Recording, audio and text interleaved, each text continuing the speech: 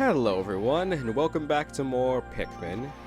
We're almost finished with the Force Naval, and I was kind of contemplating where exactly to go next since I could knock out the Force Naval immediately, but instead I decided to go back to the impact site, which we have not gone back to in a very long time since our first visit back on day 1, so why don't we pay the impact site a good old visit for old time's sake? And hey, now that we have yellows and blues, we can actually explore a lot more of this place.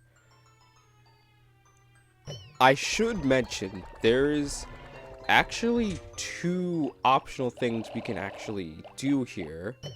And one of them I'm actually going to do in just a few moments, but there are actually 2 mini bosses, I'll say, that you can fight here. I don't fight the other one in this playthrough, but I will be fighting them in a bonus video. So, I didn't exactly fight every single enemy in the game, but I got close enough at least.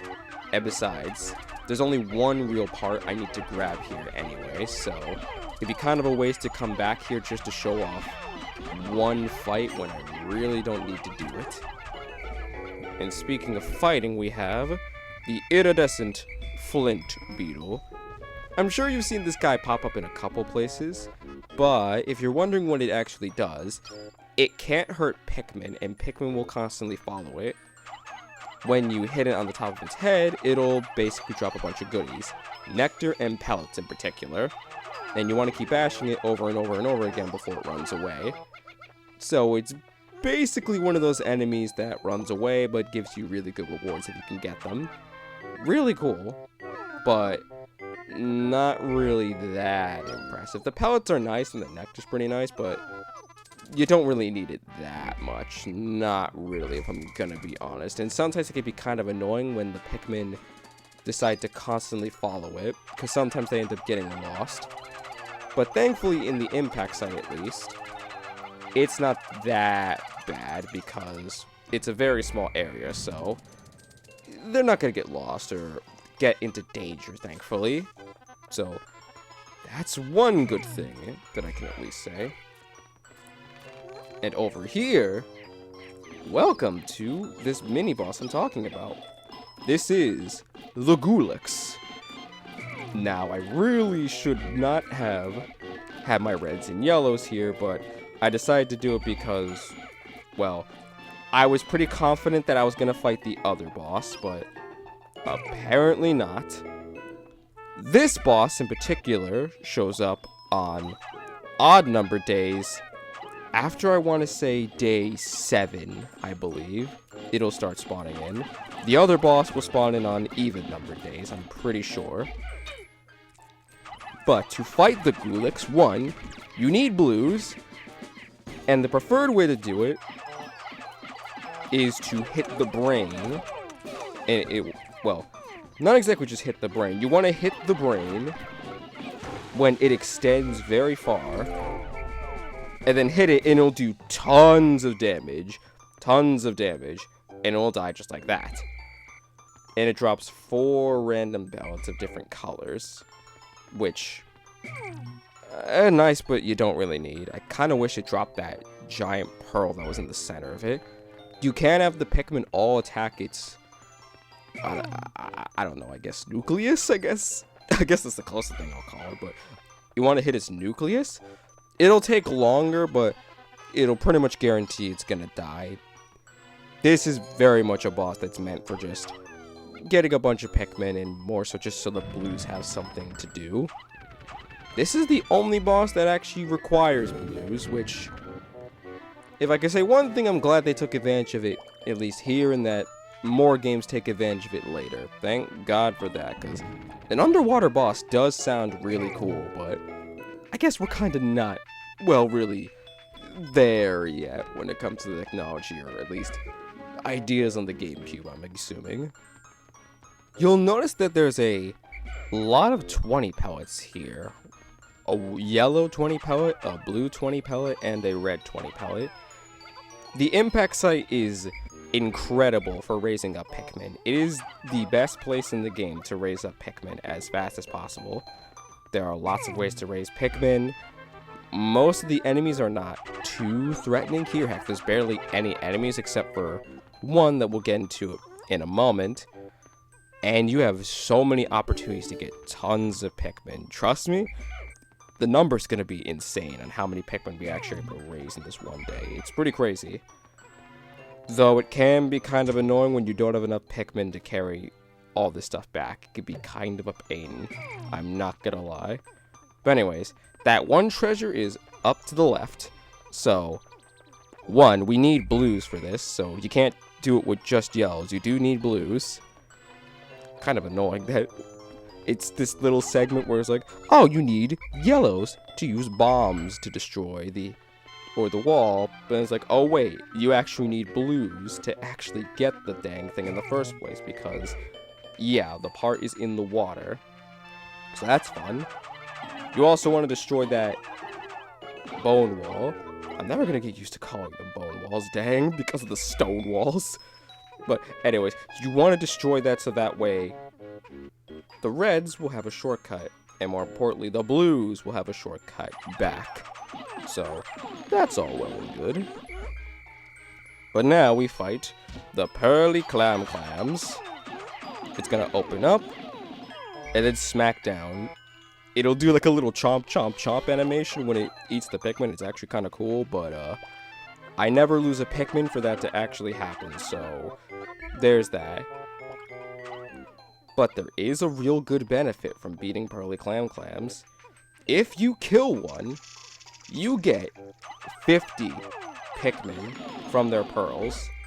50. Yeah, that's quite a good deal for just killing clams. 50 Pikmin. If you got a Pikmin color you want to raise, and some people especially like to do blue Pikmin, go ahead and do it. Go ahead. It's very much worth it. And this pearly clam that has a chest. It has a treasure. My god. It will now have a pearl instead when you come back. So, if you decide to come back here just to raise more Pikmin, like you had like a Pikmin massacre and you decide to come back here, you can potentially raise 150 Pikmin just from doing these clams. And let's not forget that the pellets respawn, because, oh yes, these 20 pellets, they respawn. Or most of these pellets at the very least respawn.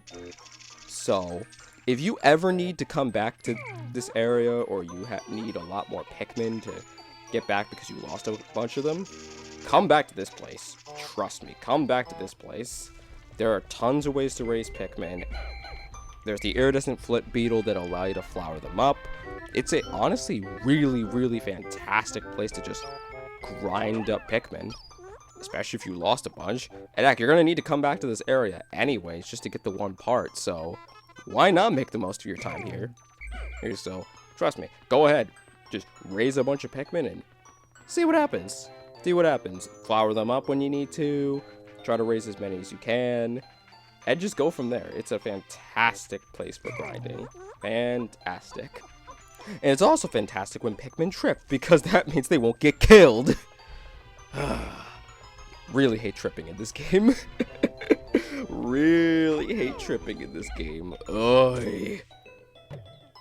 So now that we're here, honestly, it's almost kind of sad that we're getting very close to the end of this playthrough, actually.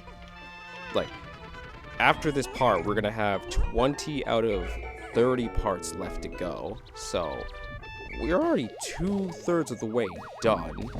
We have another area that's gonna be clear. We're not gonna come back to the impact site.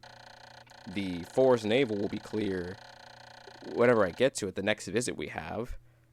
And all that's really left for us to explore is the Distant Spring, which, to be fair, we've only really started exploring the Distant Spring, but still, it'll probably go down really quickly considering how fast it's taken us to explore the other 3 areas, so it kind of feels, weirdly enough, a little sentimental, you know? A little sentimental to actually be getting close to the end like this. It's odd, because I did record all this gameplay, again, 2 months in advance from when you're actually seeing these videos. I recorded these in a single play session in June that lasted from, I want to say, about 2 or 3 hours straight. I think from all the footage it's about 3 hours in total from me getting to beginning to end. And I don't know, it feels weirdly sentimental now that we're almost at the end. It feels weirdly sentimental. I don't know if it's from the fact that I've kind of just been recording up here with this mic, just doing commentary, or at least attempting to do commentary. Meaning that I'm gonna miss kind of doing it for a little bit, at least on this game, or the fact that, well, I'm making videos again, and I really enjoyed this one. I've been enjoying the process that I've had with this one.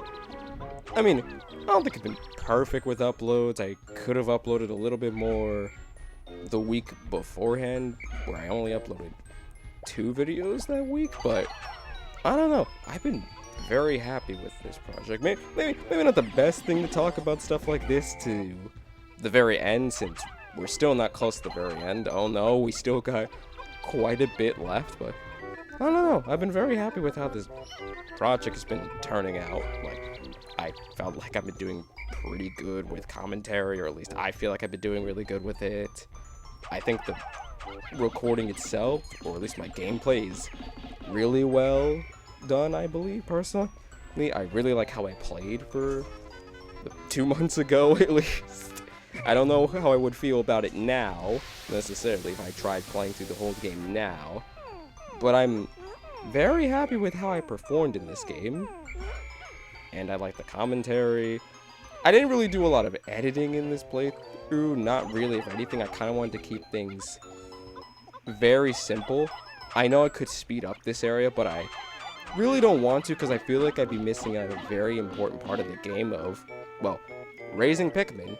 That is a very important part of the game, and I'd feel kind of messed up if I just, just cut to a different area, just made a bunch of cuts, or decided, oh, I'm just gonna do like 2 days in one, because I feel like doing 2 days in a single video would be really hard to do and make it quite long to watch. So I'd rather not do that, and I'd rather just keep these 1 day per video. 1 day per video, I think, is a really good metric. The only one that may be a problem is, well, 1 day where in this entire playthrough I only ended 1 day early, when I know I could have spent a longer time and actually did other things during that day, but I decided not to and ended the day early. So that's going to be one video that will be a lot shorter than the others. But even still, I'm very happy with the recordings and the footage. I'm very happy with my commentary. I go back and actually look at some of my commentary, and I'll admit some stuff does make me laugh and how I say certain things. I guess it's because of how much I enjoy acting or being incredibly verbose and doing a very, very funny voice. Well, I don't even know if it's really funny, but you get what I mean. Point is, I've been having a lot of fun with this playthrough. It's been a while since I've really felt like I've been having this much fun actually doing it. Is it a little hard to come up with commentary? I admit. Yeah, it can be, but I'm having a lot of fun doing it. Just kind of shooting the breeze and just talking out of my butt and just seeing what comes along. And I feel like I've improved the past couple days where I've been doing commentary. At least, that's what it feels like to me. So, I've been very happy with this project, and I'm gonna miss it. I'm not gonna lie. I'm gonna miss it. But hey, it's not like this will be the last one, of course. I got other stuff I want to do. And I've already figured out what game I actually want to do next. And since I mentioned it previously, I didn't know what game I was going to do. But after some thinking, now I know what I'm gonna do next. It'll be a little bit different from what I did here with Pikmin, but it's something I enjoy and something I wanted to do. I've done it before, but now I feel like I'm able to cover it. Well, more so the way I wanted to cover it before, but I was a naive, inexperienced teenager. Or young adult. I don't remember how old I was when I recorded it. I think I was technically a naive teenager. Still in the teen years, so I think it counts as a naive teenager. So, I'll be looking forward to recording that. I haven't gotten started yet, but I'll be looking forward to getting started on recording all the footage for it. But for now, that's it for the impact site. And I will say, I do think nighttime impact site is quite nice. Really, really nice. It reminds me of something like Rune Factory or Harvest Moon. Speaking of Rune Factory, already heard there's going to be a new game in the works. Ooh, I can't wait. But that'll be for later. Right now, let's just blast off and never come to this accursed impact site ever again. And for some reason, Bulborbs show up, even though you can't fight them here. Don't know why, if I'm being honest. No idea. And as Almar's saying, we only have 10 parts left in only 9 days. See what I mean when you have a lot of time? This is why I really don't recommend stressing over the time limit. Trust me, you have plenty of time to get all the ship parts. Plenty of time. I was gonna say treasures, but that's Pikmin 2 again.